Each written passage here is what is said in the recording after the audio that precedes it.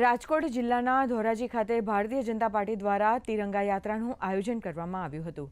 કેન્દ્રીય મંત્રી અને પોરબંદરના સાંસદ ડોક્ટર મનસુખ માંડવિયા, ધોરાજીના ધારાસભ્ય મહેન્દ્ર પાડલિયા, ભાજપના આગેવાનો અને કાર્યકરો ઉપરાંત ધોરાજી શહેરની સામાજિક સંસ્થાઓ અને નાગરિકો મોટી સંખ્યામાં જોડાયા હતા।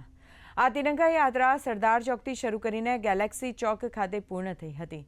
તિરંગા યાત્રામાં લોકોએ ભારતીય સેનાના શૌર્યને બિરદાવ્યું હતું। ત્રિરંગા યાત્રાની અંદર મારે ઉપસ્થિત રહેવાનો અવસર થયો।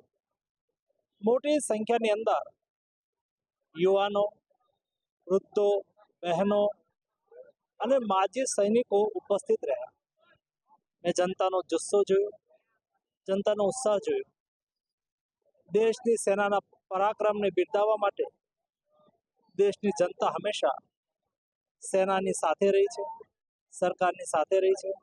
पहलगांव हमले के बाद जो दिया है उसके पीछे हमारे देश के हर एक सेना, नौसेना, थल सेना और वायुसेना ने जो मिलकर एक साथ जो कार्रवाई की है और एक मुंह तोड़ जो जवाब दिया है, उस खुशी में कार्यक्रम और तिरंगा यात्रा हर जगह पे निकाली जा रही है।